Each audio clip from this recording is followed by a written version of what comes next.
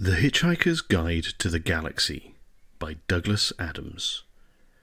The podcast versions of the original Facebook live readings during the coronavirus outbreak by Matthew Ogden, the Bearded Wit. Please bear in mind that as Facebook live recordings, these are rough and ready. There are mistakes, there are a few trip-ups here and there, and there is laughter from the reader as he goes through and follows the humour himself along with you, the listener. We hope you enjoy listening to these and share liberally. Part 44. Before we begin, I'd like to ask you to seriously consider becoming a patron of The Bearded Wit by going to patreon.com/The Bearded Wit. You can support me from as little as $5 a month, which is essentially a cup of coffee, and that will mean that I will be able to continue producing this material and other podcasts that I do, and it would mean the world to me to have you know that you've got my back on this. I love producing this material for people, and it's been a huge pleasure for me to do this, which basically started as a project for family and friends right back at the beginning of March last year, when the COVID-19 virus was really beginning to kick in. It was a way of basically connecting friends and family all over the world who were finding it a bit difficult, as we all did. And it's grown into something where I've got a lot of people listening all over the world. It would mean the world to me if you could take the time just to pop over to patreon.com/The Bearded Wit, sign up from as little as $5 a month. As I say, it's a cup of coffee. It would mean the world to me, because the more of you guys, you fabulous people out there that do it, the more I'm able to do more of this stuff for you on an ongoing basis. No obligation, but if you can, I would be so deeply grateful. Also, if you could take a moment to pop over to Facebook and give The Bearded Wit a like and follow, and also go over to my new YouTube channel as well. Just search for The Bearded Wit and subscribe. I'll be putting all of the live readings, slightly edited and cleaned up a bit, onto that over the coming weeks. But yeah, join up, get involved, like, share, follow, subscribe, do all the usual social media things. Okay, on with the reading. Thanks very much, everyone. Daniel's got his towel ready. Good man. That's what I like to see. A man that's prepared. Hoopy-frood all the way through. Yes, so, sorry. Where were we? We are in the sixth book. We are in And Another Thing. It is the final book of the series. It's written by Owen Colfer, who himself admitted that he thought maybe he was being a bit insane to try and do something to top or complement what Douglas Adams had produced. But Douglas Adams always wanted to produce a book that was a little less bleak than the final book of his 5 books in the series. And Owen Colfer has penned that. So we are in this book. We are on, at the moment, we've been spending quite a bit of time in the last episode on the planet Nano, which was basically the last refuge of some of the more wealthy elements of humanity. And they've just had a bit of a crap civil war, really. I mean, there were only about 8 of them on each side, and nothing really happened. And just as they were about to sort of start biffing each other, the Heart of Gold, that they didn't know was the Heart of Gold at the start, appeared in the sky. And it appeared in the form of a gigantic cheese. And the one sort of group of these lunatics, the Tyromancers, believe that cheese is significantly divine, and saw it as some kind of major revelation. And then it resolved itself ultimately through various transmogrifications into the beautiful running shoe shaped Heart of Gold. It landed, and we saw the arrival of Zaphod Beeblebrox. Along with him came Thor, and one of the Nanites, Buff Orpington, sees himself as a kind of having Viking DNA, and of course this caused a more spontaneous orgasm for him. And that's where we left it, basically. So we will crack on. We're in chapter 9. We're 60% of the way through the last book. And if you're ready, I'm ready, and we'll start. Thank you so much for joining me, as usual, everyone. And here we go. 9. The Tangrizhnier. Bowerick Wowbagger's longship slipped out of dark space like an eel from a reef's shadowy depths, its engines emitting jets of exotic blue flame that crystallized when they encountered real space. Inside the Tangrizhnier, there was not a single passenger who had not been substantially altered by the journey. This was partly the fault of the space itself, as the sleeve of dark matter is largely an emotional construct and can serve as an accelerant for feelings that may otherwise have taken years to develop. For a being of the light, gazing even for a moment into the heart of dark space has an effect equivalent to a dozen near-death experiences.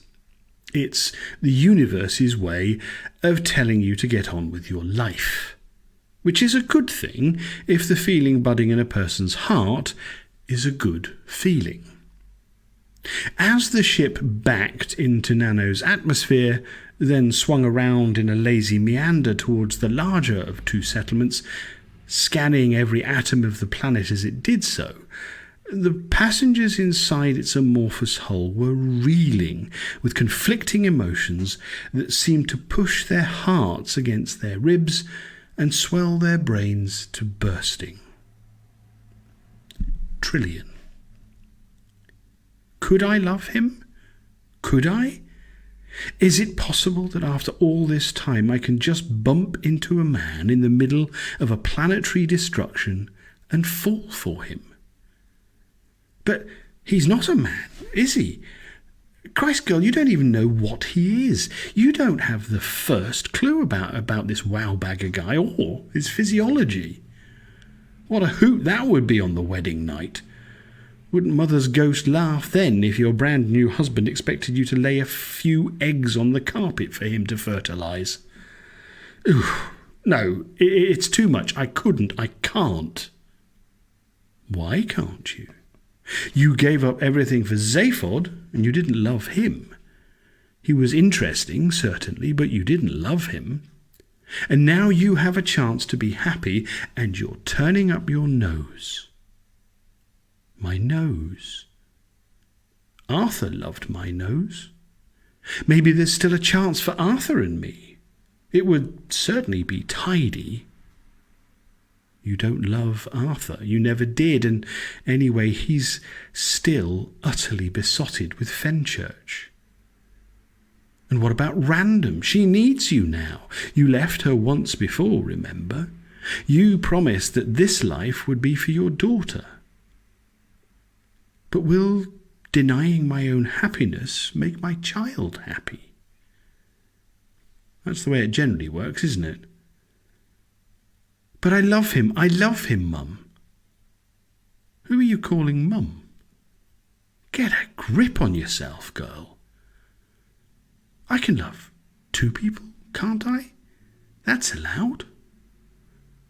Maybe. But Random comes first. Random. Put me in a bloody tube, will they? I'll show them. Mr. Immortal thinks he's immortal, does he? Maybe he should browse the sub-ether a little more. Maybe if his computer wasn't so busy making goo-goo eyes at my dad, it would have picked up on a very remote article on a very remote site that tells the story of Pytolaga, the six-fingered immortal of Tangrizhnier, who was cursed with immortality by an irradiated electronic muscle stimulation slimming belt, and how he was eventually killed. So, Bowerick Wowbagger wants to die, does he? Well, what sort of an ingrate would I be if I didn't help him on his way? Small voice. You were a politician, a loving wife, the president of the galaxy. Now you're planning to help this person get himself killed. I lost my husband and my job and my future. It's time to start thinking about me. small voice. Fair enough. Kill him then. Bowerick Wowbagger. Could it be love? Could it? Come on, Bow Wow. That's the dark matter talking. No, I can handle my dark matter. I've been living in this ship for years. I think I actually love this woman. You see it all the time in nearly every single movie I've ever watched. People making instant connections, love at first sight. The Thunderbolt. This is not a movie. You should tune into a news channel once in a while. See how many love thunderbolts are featured. It is love. It could be. Why shouldn't it be? After all this time, don't I deserve something? You deserve to die. Isn't that what you've longed for all these years? Yes, but only because there was nothing actually for me. Nothing but a computer on a stolen ship. Now there is something. Someone. Don't lose focus here. You have a real shot at getting yourself killed. Don't blow it all over a bloody mortal. I was mortal once. They're not so bad. Oh, really? Who are you and what have you done with the real Bow Wow Bagger? Because correct me if I'm wrong, but didn't we spend the last several thousand years insulting mortals? Don't you have a complete set of the Total Tossers Thesaurus? Yes, but... And haven't you claimed to be in love before? Yes, but that was different. I thought it was love, but now I see it was just an absence of disgust. Trillian has qualities. Trillian, if that is her real name. Now you're just nitpicking. All I know is that for the first time in I don't know how long, you have a chance to be dead. Not a big chance, granted, but if that fool Beeblebrox comes through, then there is a chance at least. Are you prepared to risk all that because you've taken fancy to a mortal? Yes. If she will have me, I'll risk it all. If not, back to plan A, which is insult everyone on the planet and try to get myself killed. Amen to that. Arthur. This is ridiculous. I have spent most of this incredible journey talking to the hardware. Actually, you've been talking to yourself. The computer dips into your memories and compiles appropriate responses from previous conversations. If you listen carefully, you might hear the blip where the sentences have been spliced together. I know, but it's hard to tear oneself away. I lost Fenchurch once, and it nearly killed me. Even now, after all this time, I still think about her constantly. All this time? Hasn't been that long. I am counting my virtual life. I spent a lot of time on that beach drawing pictures of Fenchurch. I know, they were awful. We need to move on. You mean until the Vogons destroy this new planet? Or until I save it? I have saved planets before, you know. I think we're on our last life there, mate. How many more destroyed worlds can we possibly survive? None. That's how many. Wowbagger can shoe the Vogons, or Thor, whoever wins. There's an entire universe out there, and we are a part of it. I don't want to spend the rest of your life playing mental footsie with a box of capacitors and chips. I know, you're right, but it's safe here. Absolutely no one can find us, let alone threaten us with thermonuclear weapons. So we stay here forever. No, I suppose not. So what are we going to do? Move on. I'm not feeling it. Move on! Okay. Fenchurch forgotten? Sure. Absolutely. Who church? That's my boy. Tiny voice. Fenchurch. Never forget. Ford. I can go for 8 minutes without blinking. 8 minutes? Surely that's some kind of record. Not blinking is so relaxing. I was a little relaxed before I boarded this ship, but now I am positively comatose. Or is that comatose? Which would make sense because my toes do look a little like commas, which is quite a scary thought for some reason. Beer, beer, wonderful beer. The more you drink, the more you fear. Goosenarg. I've been a fool.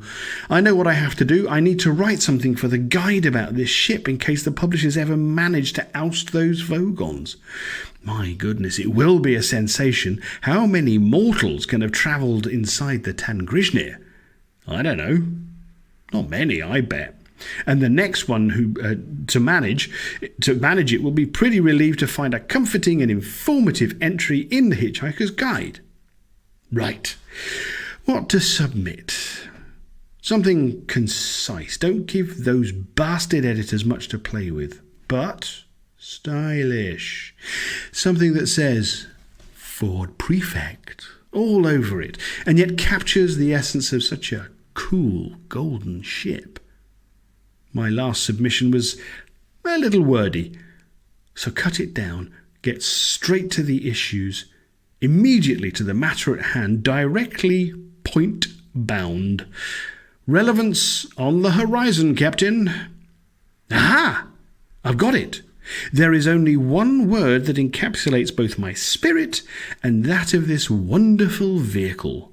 One beloved term, equally popular among the old groans and the young grins.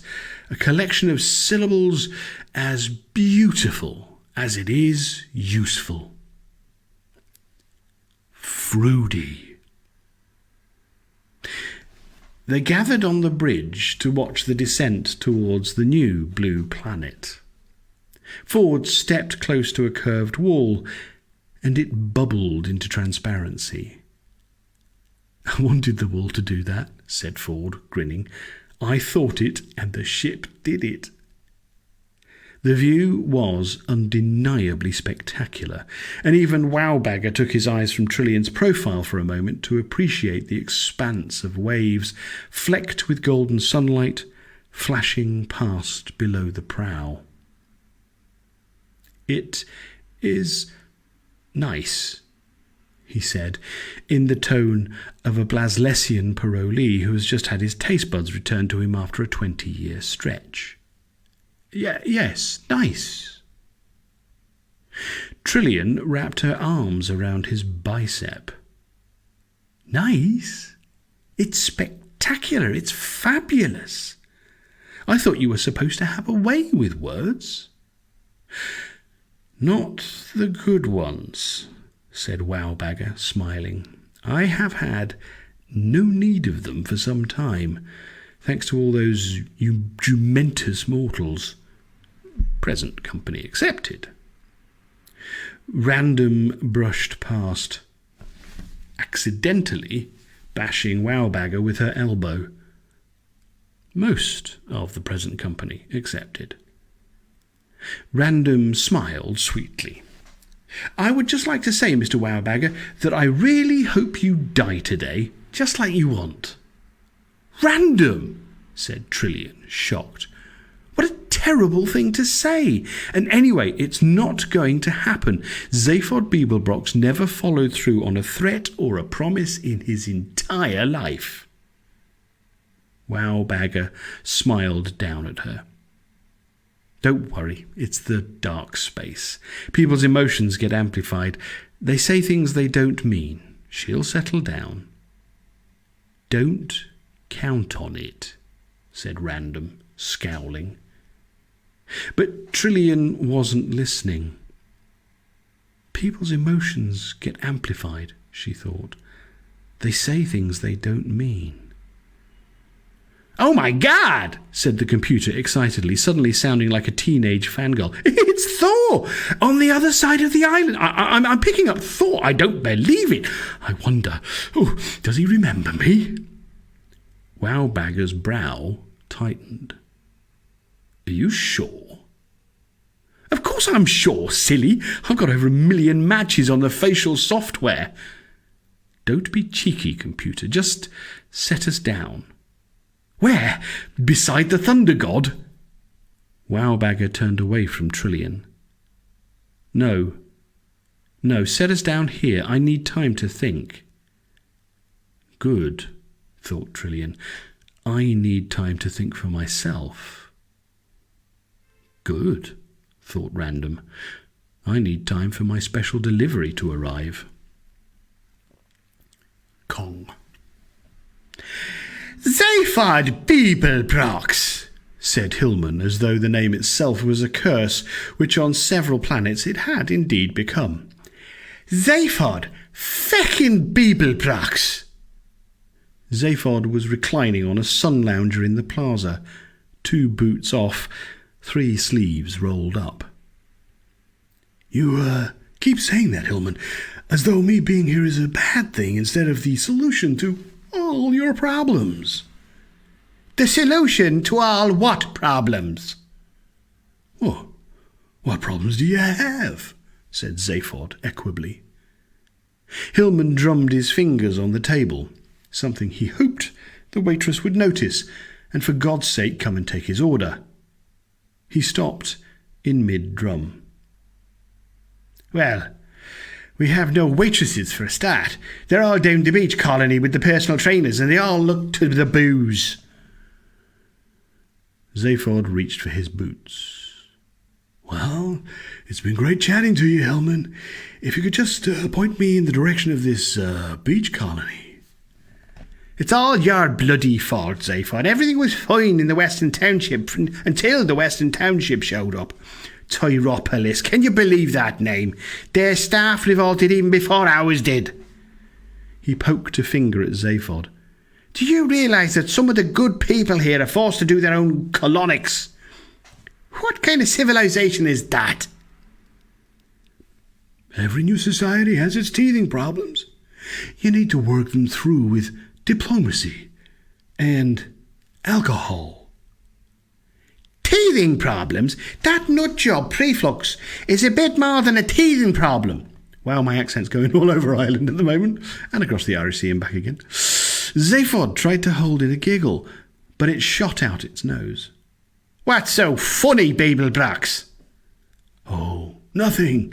No, please, Shed, I insist. It's just that you called A-Seed Preflux a nut job. So what?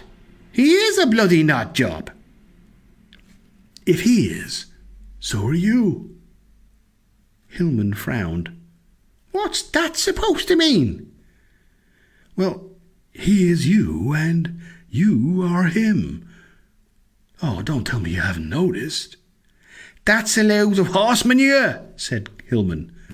But there was a plate of cold dread in his stomach that knew it was true. The Western Township? Tyropolis? That's you guys from another dimension. I made a bundle off you the first time, so I thought, hey, why not do this again? I was on my way for a third group when, boom, here come the Vogons. So, the Earth is gone. utterly and forever. Even Arkle Schmarkle and all his horde couldn't put that planet together once more. What? It's an old Beetlejuicean nursery rhyme. Arkle Schmarkle was a little kid who glued eggs together after they fell off walls.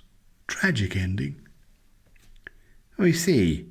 Anyway, to get back to this planet, I am acid preflux. I am that pompous, deluded moron. That's what you're saying. Zaphod snapped the fingers of his third hand, something that had taken him months to learn. Bada bingo. Well, you're not him exactly. You're a version of him from a couple of million universes down the axis, which is why there are all the little differences. The name, of course. You have the paunch. He doesn't. You dye your hair. He's still naturally red, that sort of thing. Hillman didn't have the energy to protest the hair dye slur. It was one thing to know that there were an infinite number of alternate Hillman Hunters. It was quite another to be at war with one of them. I can't believe this, he spluttered eventually. You set me up, Beeblebrox. You pitted me against myself. Zaphod slapped his own cheeks and chest in mock horror. I set you up? Me? That's preposterous. I was just trying to make a few bucks. You knew there would be other colonists, Hillman. It's not my fault you ape descendants will fight with anyone, even versions of yourselves. Zaphod suddenly sat bolt upright. Holy shankworsters! I'm right, aren't I? I just made a valid point. Hillman fumed silently, tugging on his goatee. Beeblebrox did indeed have a point. He had saved their lives and transported them to a new Eden. It was hardly his fault if the human race screwed it up all over again. Hillman glanced across the square to where Buff Orpington was acting like a kid on a sugar drip, running in circles around Thor, tongue hanging out, twirling the golf club. The settlement has been falling apart, Zaphod, admitted Hillman. I could really use a god. Zaphod tried to look surprised, as if this was not exactly where he'd hoped the conversation would go. Well, I do have a god. Is that the real Thor? Really? Is it? It really is, and I am his manager. Hillman flapped his lips. What? What? So even gods cost money now? Wake up, Hillman. Gods have always cost money. But I can do you a deal. Would we have exclusive rights? I couldn't promise that. Thor is in the big league, Class 1 deity. There are a lot of cultures who want to adore him. And is he omnipresent? No, but he's pretty fast. Hillman thought about it. Having a god of Thor's stature could get this planet back on the straight and narrow. Acid's Preflux's wheel of cheese wouldn't last long against a big hammer like Thor's, and the staff might think twice about neglecting their duties if they had to answer to the god of thunder. When could he start? Something beeped in Zaphod's pocket, and he patted himself down until he located the tiny computer card that Wowbagger had given him. Almost immediately, he said, reading the screen. Thor just has one little bit of divine retribution to hand out. You guys might want to watch this. Test drive the merchandise, so to speak. It's gonna be spectacular. He called across the square to the god. Hey, Thor! Ready to go do the thing. The Immortal has landed. Are you sure about this? said Thor, frowning suspiciously at Buff Orpington, who was trying to heft Mjolnir. I don't know if I'm ready. Did you see this guy? Is he being sarcastic, or does he really think I'm great? He just wants to be a priest. He wants a robe. Is that what you want, boy? Is that it? Buff nodded his jowly head and stamped the grass. Yeah, he panted. Yeah. Tyropolis. Wowbagger's longship touched down in a beautiful rolling meadow outside the settlement and instantly assumed the shape and texture of a grassy hillock. A nearby herd of Ameglian major cows, who had been arguing over who got to sacrifice themselves to the newcomers, cursed their luck and then returned to tail-painting placards which protested the Tyromancers' refusal to eat them. Wowbagger dissolved the hatch, and the passengers set grateful feet on solid earth. "It's really nice here," said Trillian. "Peaceful." At which point a hysterical cow thundered across the meadow and butted her in the chest, bellowing, "Eat me! Eat me!" Trillian jumped away from the wet, hairy snout. "No, I'm a vegetarian." "Vegetables?" spat the cow. "What's so special about them? Why do they have to have all the fun? Fibre and vitamins. So bloody what? I've got protein coming out of my wazoo, literally." Before the Tangrizhnier's passengers could take another step, they were surrounded by a mob of angry cows. "We're mad cows," they chorused. "We're mad cows." Arthur laughed. "You know, that's funny, because on Earth there was a disease." A brown cow sidled up to Arthur. "You're not a vegetarian, are you, Thor?" No, as a matter of fact." "I bet you'd gobble down a lovely sirloin, Thor, with a few fingerling potatoes and a half bottle of vino."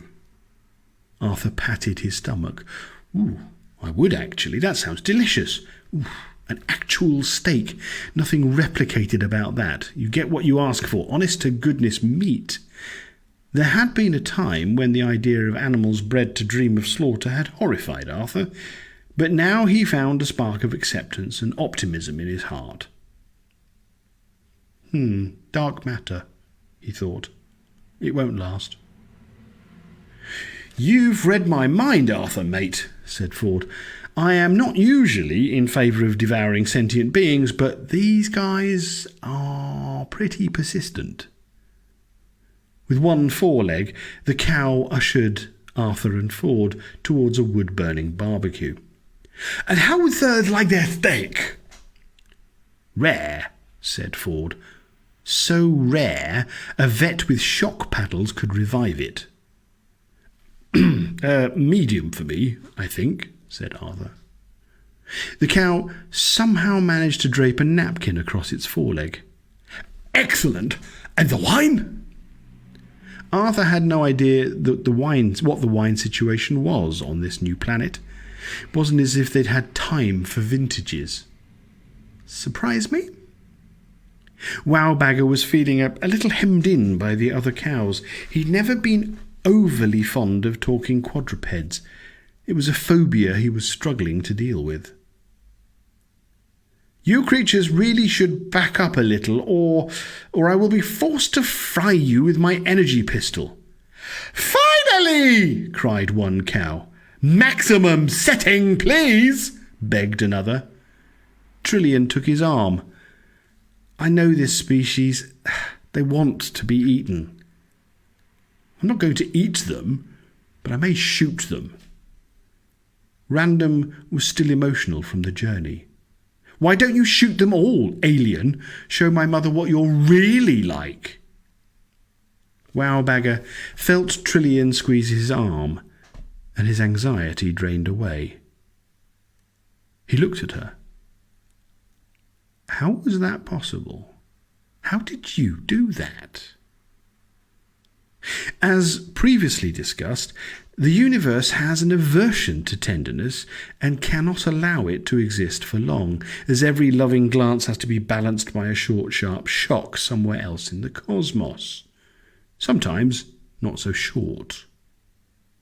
Guide note. Bowrick Wowbagger, or as the Hitchhiker's Guide to the Galaxy describes him, that green frood with the hoopy ship who goes around insulting people, has to this point shared 3 tender moments in real space with Trillian Astra, or as Woohoo magazine would dub her, the lucky girl who bagged the bagger. And each of those moments had to be paid for by another unfortunate individual at an antipodal point in the universe. Glam Fodder, a planning officer on Alpha Centauri, had his finger nipped by a pygmy vole that had climbed into his monthly brown bag because the bag donor had decided to recycle his Spief sandwich bag. Ursule Deifer, a marriage counsellor from the super-hot system of Hastromil, suffered a panic attack when her 3 o'clock married couple turned out to be the son and daughter she had given up for adoption as a younger being. Morty Grimm, the lead singer with the Hooverloo supergroup Visible Spectrum, suffered third-degree diffusion when the lighting engineer accidentally put a blue gel on the singer's solo spotlight.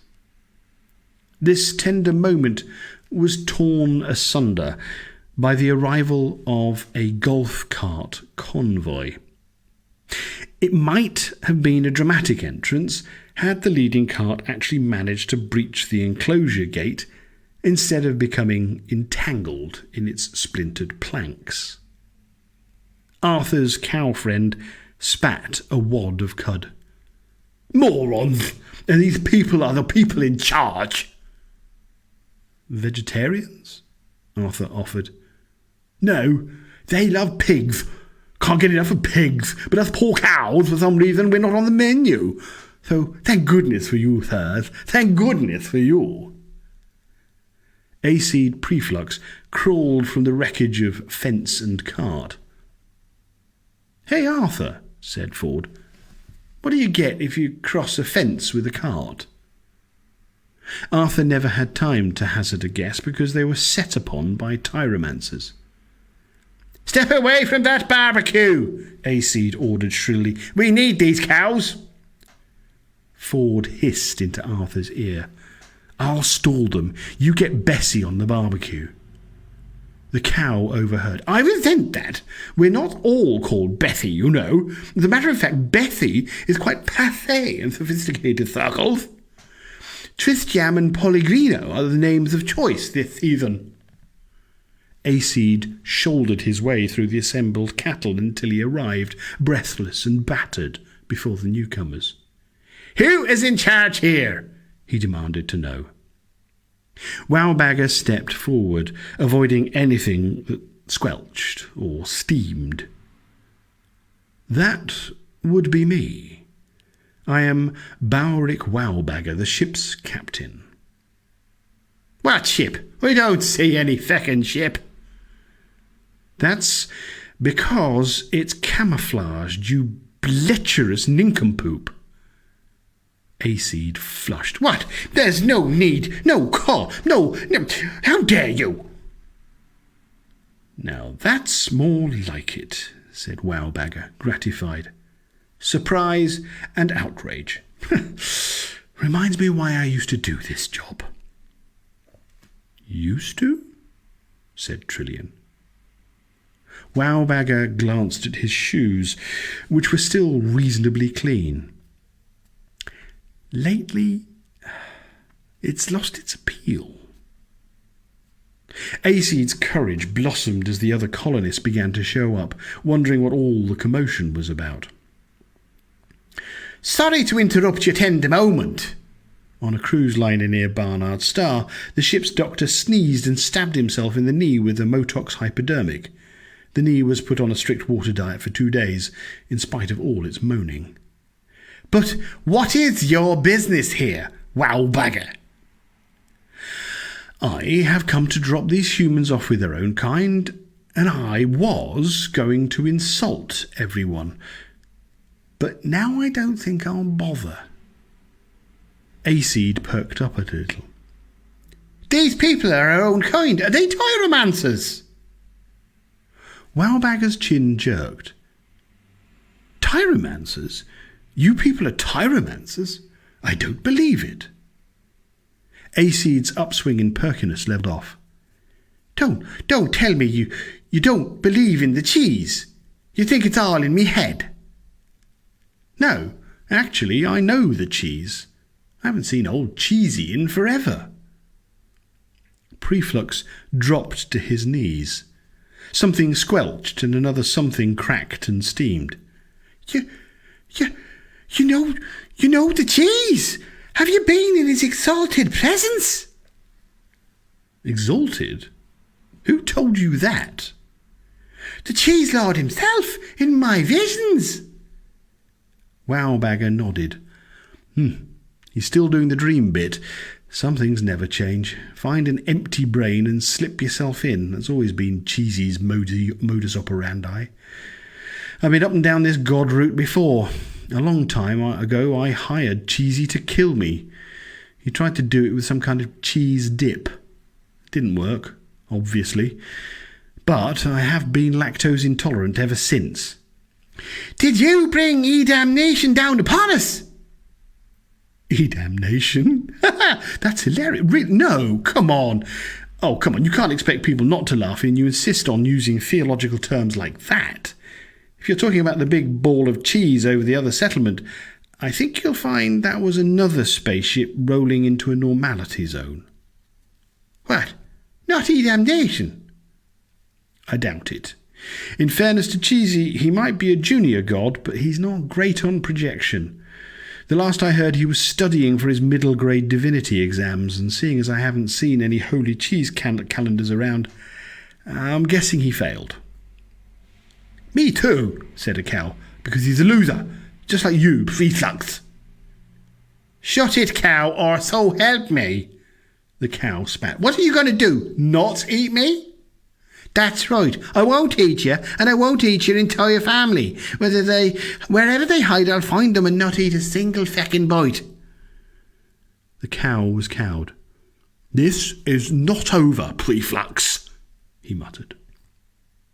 Aceed's phone rang, and he took a brief call, glancing back along the road towards the tunnel.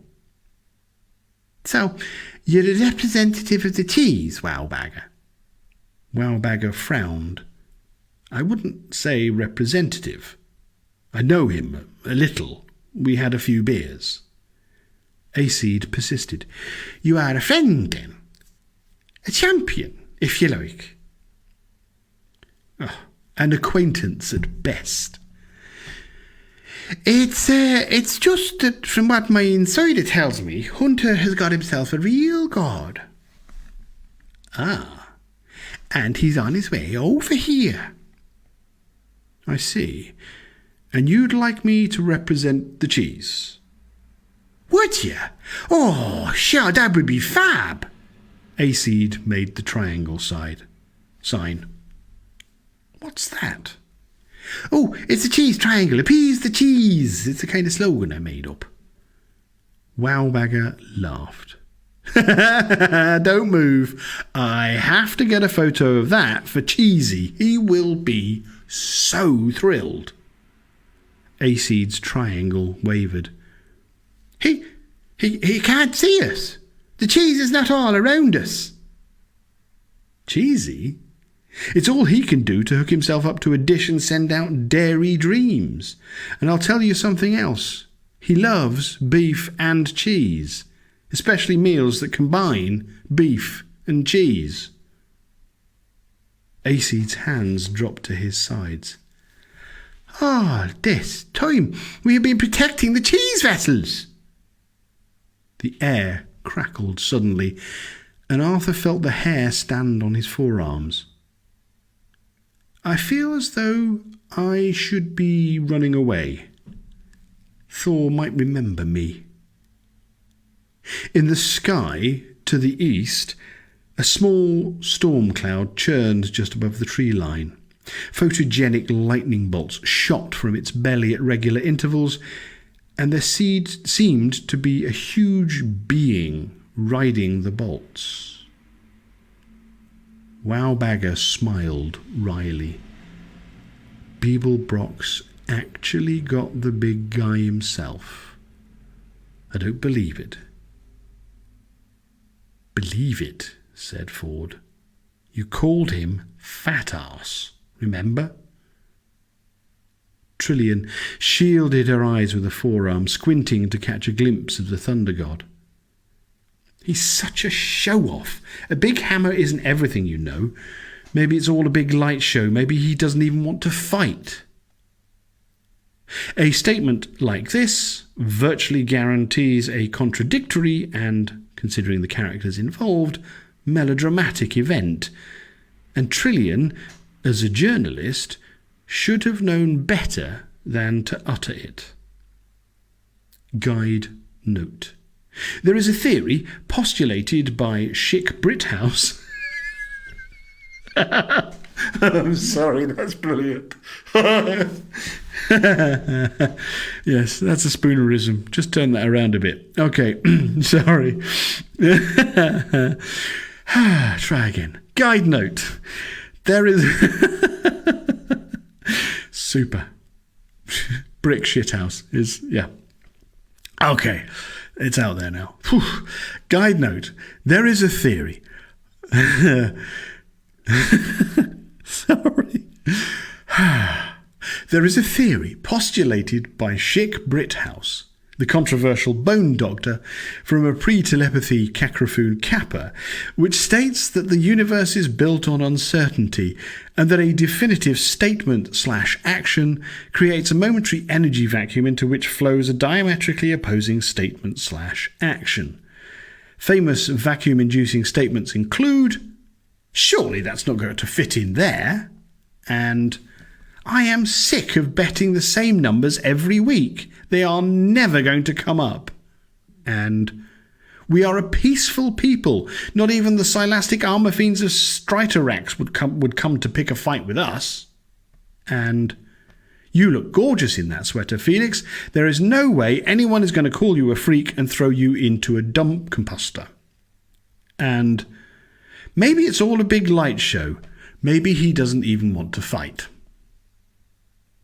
Subatomic beings heard the whoosh of energy suction, and into the vacuum flowed a massive lightning bolt that scorched a huge section of the meadow, leaving only cooked cow carcasses and a massive X right in the centre.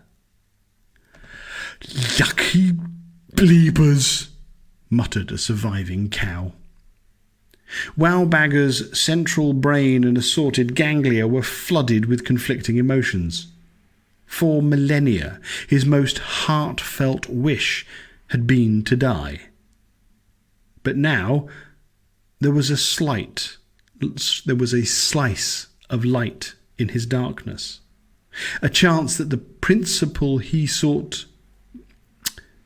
Sorry, we'll try that all again. Wowbagger's central brain and assorted ganglia were flooded with conflicting emotions. For millennia, his most heartfelt wish had been to die, but now there was a slice of light in his darkness, a chance that the principle he sought his death by was in fact flawed. His dilemma was this. Would it be wise to pass up a sterling opportunity to get himself killed on the off chance that he could enjoy a few brief decades of happiness with this already dying woman? "I guess X marks the spot," said Ford, a hank of charred meat in his hand.